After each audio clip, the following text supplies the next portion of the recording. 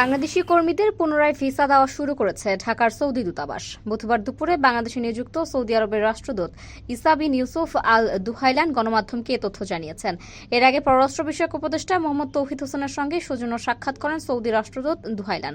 রাষ্ট্রদূত বলেন, বুধবার থেকে পুনরায় ভিসা দেওয়া শুরু হয়েছে। সৌদি দূতাবাস এখন সব ধরনের সেবা দেওয়া শুরু করেছে। পরিস্থিতি স্বাভাবিক থাকাকালে প্রতিদিন গড়ে ৫,০০০ ভিসা ইস্যু করা হতো।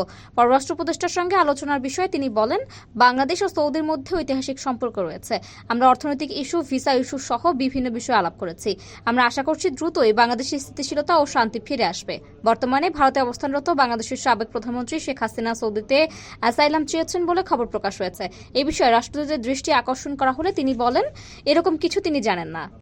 প্রবাসীদের বিনিয়োগের শতভাগ নির্ভরযোগ্য প্রতিষ্ঠান প্রবাসীর সিটি লিমিটেড।